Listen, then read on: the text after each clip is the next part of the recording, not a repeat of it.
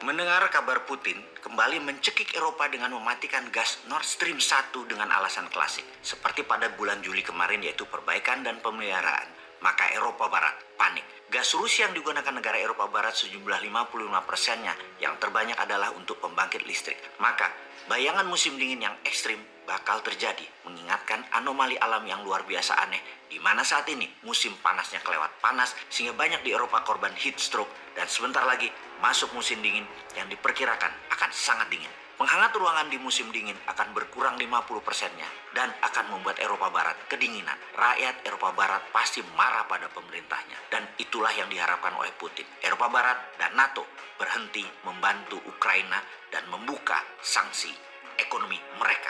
Eropa yang sedang diterjang hawa panas kemarin merusak banyak sekali tanaman pangan Eropa. Hawa panas yang juga menerjang Amerika Latin, Kanada, Amerika Serikat ini menurunkan jumlah produksi pangan hingga 20% karena rusak kekeringan. Dunia agaknya sedang tidak baik-baik saja. Tanaman pangan banyak yang gagal. Harga-harga di Eropa yang utama sudah naik belasan persen. Ekonomi melambat dan Rusia cekik Eropa dengan gas Nord Stream 1 dimatikan. Ini kode keras Putin. Stop bantu Ukraina atau Eropa akan kedinginan. Pemerintah Inggris tahun 2023 sudah memprediksi ekonomi Inggris akan resesi dan inflasi tetap double digit. Negara Eropa Barat pun juga menganalisa yang sama, bahwa Eropa akan mengalami resesi di tahun 2023. Memang tahun 2023 masih beberapa bulan lagi, namun dunia bisnis, dunia ekonomi, dunia keuangan sedang putar otak bagaimana mengantisipasi langkanya minyak bumi dan gas serta tingginya harga BBM. Perang di Ukraina tidak akan selesai cepat kecuali Eropa Barat berhenti membantu Ukraina dan Ukraina memberikan 20% wilayah Ukraina yang telah diduduki Rusia sekarang. Agaknya Eropa Barat akan terus membantu Ukraina walau rakyatnya kedinginan. Amerika akan terus memproduksi alat perang walaupun resesi dan inflasi tinggi di dalam negeri Amerika. Agaknya menjadi kepastian bahwa rakyat Eropa bersiap kedinginan karena Putin memangkas gas hingga 50% dari keadaan normal. Ini kacau dunia sesungguhnya dan sebentar lagi akan sampai ke Indonesia. Ibarat virus COVID yang menjalar ke seluruh dunia, maka resesi dunia diawali oleh negara-negara besar Eropa sudah berimbas ke Afrika dan Amerika Latin. Sebentar lagi menjalar ke Asia, Asia Tenggara, dan pasti ke Indonesia. Lesson learned untuk Indonesia yang hingga saat ini Indonesia belum bisa menjadi negara berdaulat karena Indonesia belum bisa independen energi.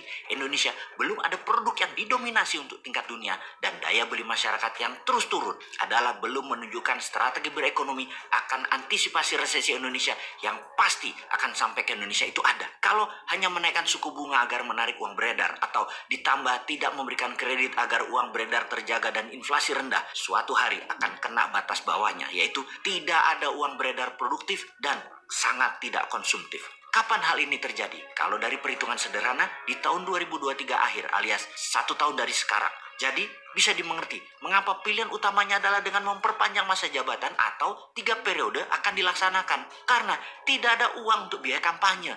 Tidak ada uang untuk biaya KPU. Resesi yang berat menimpa Indonesia hingga mending diperpanjang 3 tahun karena negara dalam keadaan darurat. Rakyat bawah mending dapat BLT bantuan tunai. Adem deh rakyat di bawah. Bener loh, sampai saat ini Bosman masih konsisten mengatakan sampai jumpa di tahun 2027 karena sangat percaya akan pilihan raya di tahun 2024 tidak terselenggara karena sampai saat ini kita bertanya, anggaran yang diminta KPU sudah diturunkankah? 2027 masih 5 tahun lagi, maka jangan habiskan tenaga Anda untuk politik. Percayalah, tidak 3 periode, tapi perpanjangan 3 tahun. Baru kemudian tambah 3 periodenya. Sungguh, menambah jabatan misalnya 3 tahun itu biasa dan telah dilakukan di banyak negara dan banyak pemimpin negara yang telah melakukannya dengan berbagai alasan dan sudah terjadi. Dalam 50 tahun belakangan ini ada lebih dari 20 negara pernah melakukannya. Memang ide perpanjangan 3 tahun ini belum didukung Partai Merah.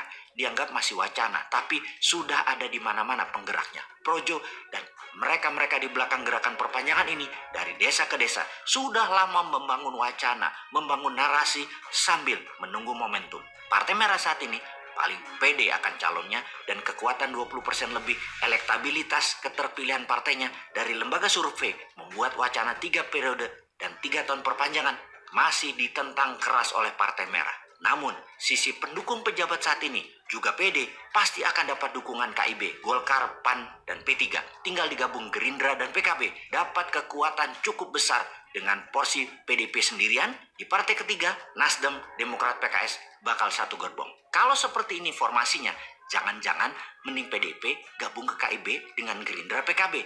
3 periode disetujui, lalu mainkan di tahun 2024. Mendadak pasti ada uang buat pemilu, kemudian calonnya Pak Jokowi dan Mbak Puan. Ini menarik dan pasti jadi. Amin. Dukung. Aduh.